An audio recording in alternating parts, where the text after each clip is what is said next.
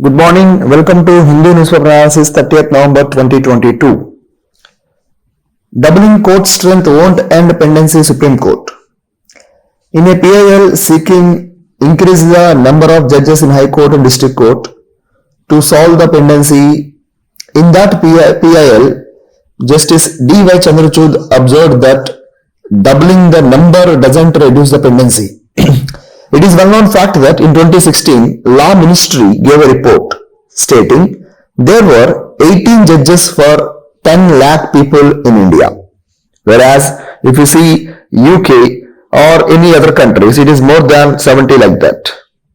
Unfortunately, India unable to reduce the cases. The cases are rising like anything.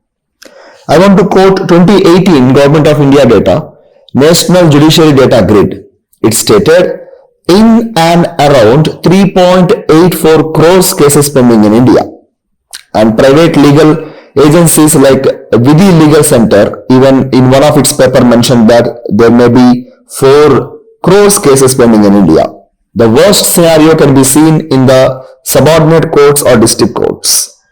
There are many challenges, not only lack of judges.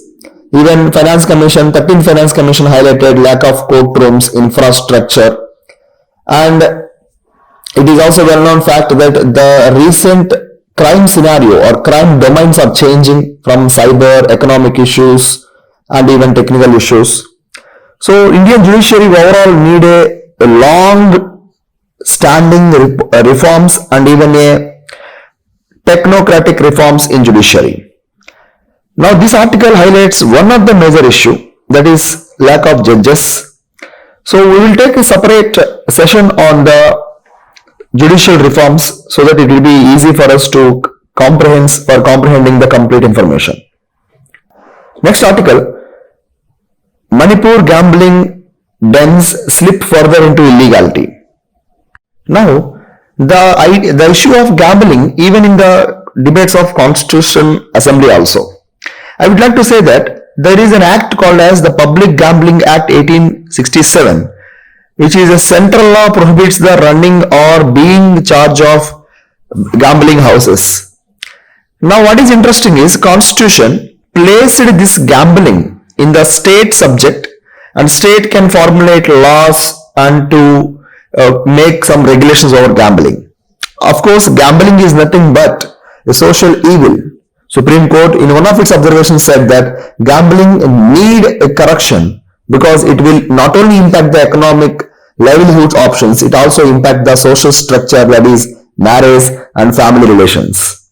Unfortunately, there is a case study for us here, that is Manipur gambling dens. How it is Manipur gambling dens, it is threatening the ecosystem. For example, there was a species called as binturong. Binturong, it is a exotic species which was killed for the sake of providing meat for the gambling people. Then there is an issue of sexual violence and even some other illegal activities also going in the gambling dens. So this is a well article. You have to understand the social issue, which will help you a lot. Endangered great knot spotted in Koringa Wildlife Sanctuary.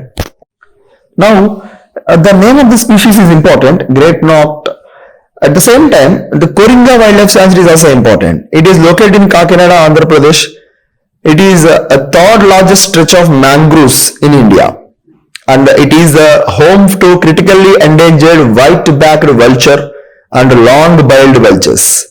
And the mangroves in this area are facing threats because of several government projects, and it is also concerned that some invasive species also making entrance to this area.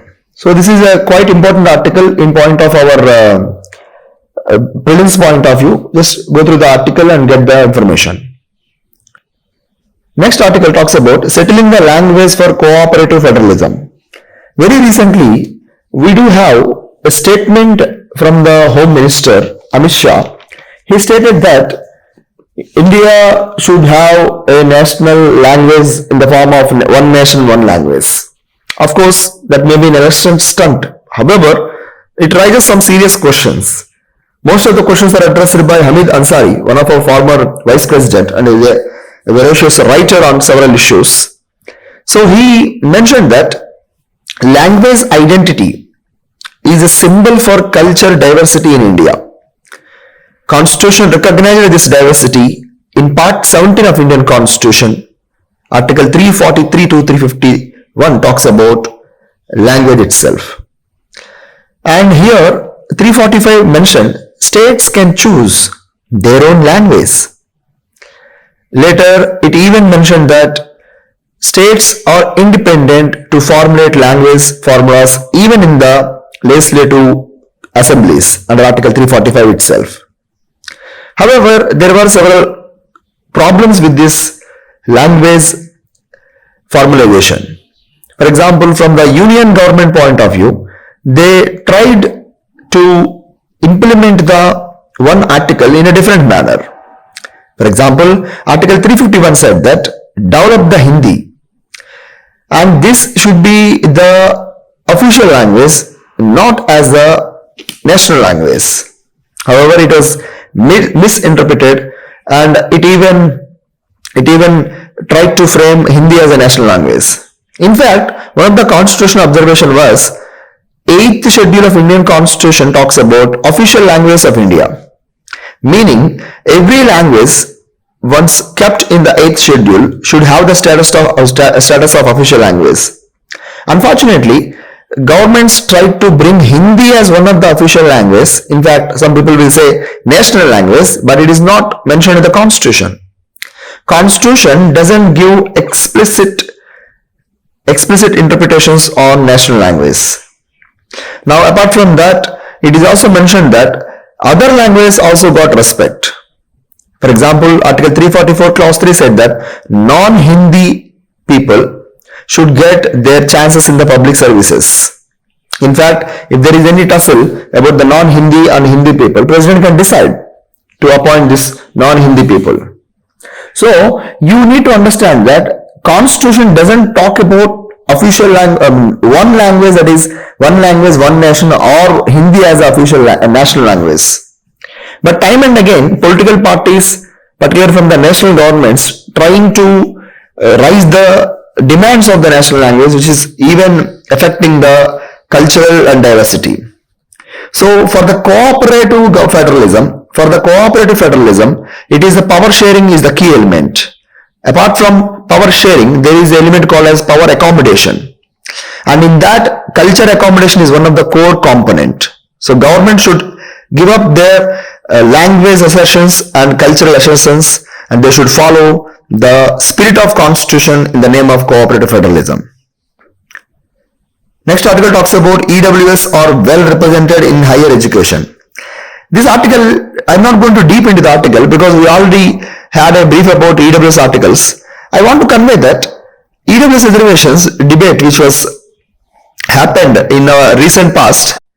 Now, recently we do have the Supreme Court case Janhit Abhiyan versus Union of India. In this case, Supreme Court validated and upholded the validity of your EWS reservation. But now what is interesting in this article is, other highlights that the 10% reservation is almost violated, not violated, it was beyond the 10% reservations in higher education.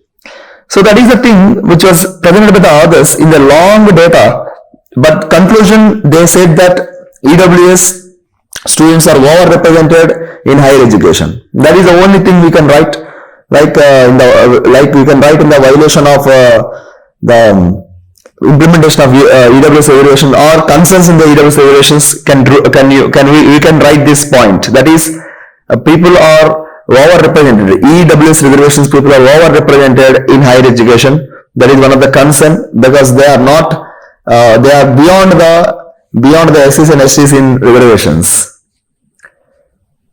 Next article talks about extremism, terrorism are against meaning of Islam, says National Security Advisor.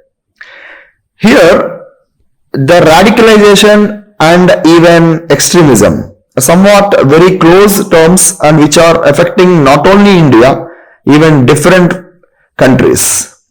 To counter this, to counter this, Indonesia conducting a conference. The conference is called as Conference of Role of Ulema in Fostering a Culture of Interfaith Peace and Social Harmony. And in this Indonesian initiative, even India take part of it, and the summit was conducted in India itself.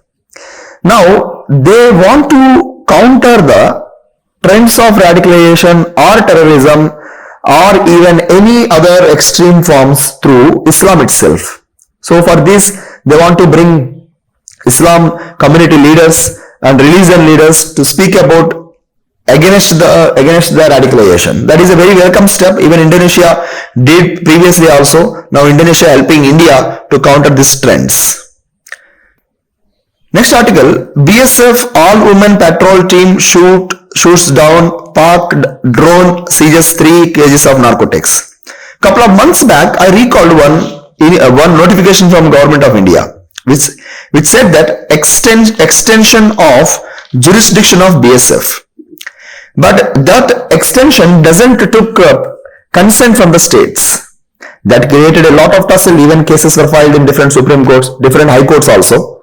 What I want to convey to you is this extension now working, because as BSF women, when they found that a drone carrying 3 kgs of narcotics, they blasted it and they recovered the material.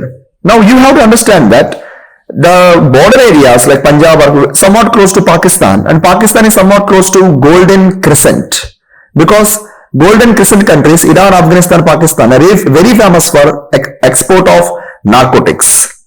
Apart from that, even we do have trouble of narcotics from Bangladesh. There is a specific drug called as Yaba from Thailand, which is part of Golden Triangle, comes to here in Bangladesh. So Golden Triangle countries are Myanmar, Cambodia and Laos. So Thailand is close to Myanmar, so there we found troubles from the Golden Triangle areas. However, this is a welcome step. So you need to understand 3 important elements. Number 1, that is terrorists are using drones for the export of narcotics. Number 2 is it is a well recognized technology with Indian forces. So we need to enhance such level of prevention activities even near the Bangladesh border also. And next most important one is we need to upgrade our surveillance mechanism to counter the drugs trafficking. Next article, Yuddh Abhyas among 5 other bilateral army drills. Nowadays, India is conducting series of events, series of exercises. For example, we have Yuddh Abhyas in Uttarakhand between India and USA, Astra Hind between Australia and India in Rajasthan, Agni Warrior between India and Singapore, Hirama Shakti between India and Malaysia, Garuda Shakti between India and Indonesia, and exercise Kaja Hind between Kazakhstan and India. In addition to this, there is one more exercise going in India, that is Samanvai 2022 in Agra, Uttar Pradesh, which is humanitarian assistance disaster relief between among the Indo-Pacific countries and HADR countries. Next article, Telangana gets recovery notice for taking up of works not allowed under MG Narega. So this is a kind of issue in 2 dimensions. One dimension is last year also we got this kind of article where central government asking a recovery from West Bengal government, and now it is Telangana government. So political scholars will see this is attack against the anti-BJP countries, of course anti-federalism also. Now coming to the point here, what is the issue? Issue is about under MG Narega, central government is empowered to give directions to the state.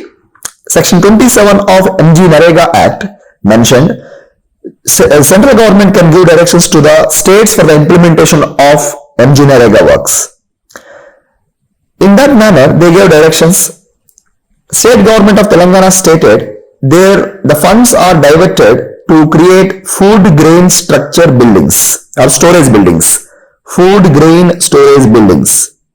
Unfortunately, when the central team invested the expenditure, they found the leveled or raised platforms for drying fishes and food grains. That was showed in the expenditure as expenditure on food grain storage buildings, but there is no buildings. So that created a tussle, and central government asked recovery of funds. So this is where you can write a challenge that misuse of funds or diversion of funds in our MG-NREGA challenges. Next article talks about NITI Aayog proposes decarbonizing of industrial emissions. It is well known fact that circular economy talks about capturing the waste materials or waste emissions or waste products and using them for the productive issues. The debate of circular economy is going in and around India, at the same time even around the globe, particularly in the European Union countries. Now, NITI Aayog came with a strategy called as Carbon Capturing Utilization Storage, CCUS. This Carbon Capturing Utilization Storage identified some sectors in India like steel, cement, oil, gas, petrochemicals, chemicals and fertilizers, which are amounts for almost 50 to 60% of our emissions. In prioritizing these sectors as the key sectors to reduce the carbon emissions, NITI Aayog decided to promote this project called as CCUS, Carbon Capture Utilization Storage, to remove the excess carbon dioxide by either man-made or natural methods. Man-made methods like capturing the carbon is one, which is working in several thermal power plants in different countries, and that is what we can implement here. Natural is nothing but raising more amount of forest. Now, in what way this is going to help? This is going to help India, number one, to reach the carbon goals which we placed in Glasgow Summit under the name of Panchamrit, particularly zero emissions by 2070. Number two, it can reduce the dependency over fossil fuels. It can save our forex. Then it can also help the rise of sunrise sectors, like for example coal gasification, hydrogen economy, and it will also create new startups and new jobs. Further, it can rise the India's conservation strategies role in the global economics, global politics. But there is a challenge here. The challenge is technology, resources, human resources, skills. Next article talks about India-Bangladesh establish contact as more Kuki-Chin refugees are expected to enter. In Bangladesh, there is a group called as Kuki-Chin. This Kuki-Chin group recently demand for rights, demand for safeguards, protection, and demand in political administration. Unfortunately, if it is a democratic demand, we have to appreciate it and we have to respect it. But what happened is, this Kuki-Chin group getting assistance from Jamaatal organization, which is an fundamental group which is funding this Kuki-Chin group in a violent manner. So funds are dedicated for violence activists, violence movements. So that's the reason Bangladesh created Rapid Action Battalion, RAB, to tackle this Kuki-Chin violent activist. So what they decided, the tussle is going in Bangladesh. That's the reason Kuki-Chin group people are migrating to India. They are reaching to Mizoram.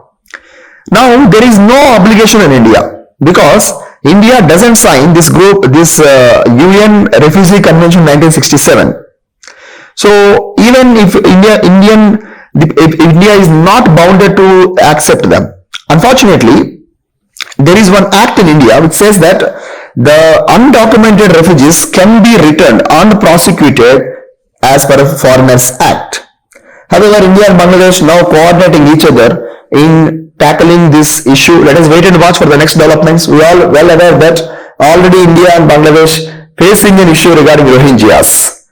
So let us wait and watch for the next developments. Next, UNDP to help waste segregation workers access government schemes. UNDP is not going to fund anything. Okay, the only thing is UNDP, that is United Nations Development Program, trying to help the waste segregate workers. So we call them rag pickers. So they are part of circular economy. In fact, they are the core in the circular economy because they will work in the recovery and the recycling of the waste elements. Now there is a campaign called as Safai Sathis, and these Safai Sathis are now getting assistance from UNDP in getting bank account under Jandan, Aadhaar card, Ayushman Bharat schemes, scholarship for the children, so on and so forth. Next article, 5 Pakistanis killed Israel soldiers wounded in West Bank. Just locate West Bank, and that is what important for us in the civil service exam point of view. Nothing more is important, don't stress too much. If it is possible, we have a separate session on Israel-Palestine issue. Next, slow capital spending by states. CPSEs is still a worry. It is well known fact that as per one report of ICRA, revenue deficit is rising in states. That's the reason they are not able to spend on capital expenditure. If you take government of India, the capital expenditure is slowly rising. It is not drastic rise, slowly rising. Right now, the capital expenditure is just 2.5%, which rises from 2.3. Capital expenditure, I mean to say, they are going to create some assets which are revenue generating. You know very well that government which are focusing on capital expenditure not only generate income, they will also generate better livelihood options for the people. Next article, retail pilot for digital rupee to start December 1st. It is well known fact that digital rupee, demand for digital rupee rising in India because most of the Indians are now moving towards cryptocurrencies which are not legally tender in India. At the same time, they are not authenticative because if you see the newspaper from last few days, there is a cryptocurrencies which fall in overnight. The value fall in overnight. So seeing these apprehensions, we need to focus on a digital, we need to have a sustainable ecosystem for digital currencies. Taking this need, Indian government decided to have digital currencies and 2022 budget announced central bank digital currency. And this digital rupee, which we call it as digital rupee in two segments, digital rupee wholesale, digital rupee retail. Now, few months back, I think 3-4 weeks back, we do have pilot project of digital rupee wholesale. Digital rupee wholesale, which was earlier launched by Government of India, focused only for financial institutions, intra-bank transfers, and it will help the financial transactions among the financial institutions like banks and NBFCs. Now it's time for central bank digital currency retail. So now Government of India, that is particularly RBI, decided to have a pilot version of e-rupee or digital rupee. And this digital rupee is available for all the people, private, financial institutions, non-bank financial institutions, consumers, and this will enable safe payment settlement as it is a direct liability of central bank. Now these issues are very interesting for us now because India is not only moving towards digitalized economy, apart from that we are also moving towards the central bank. Sweden, China somewhat prominent in doing this digital currencies. Now under the first under the first digital rupee campaign, we have 4 banks in India: State Bank of India, ICICI, S Bank, IDFC Bank, in 4 different cities selected for launch.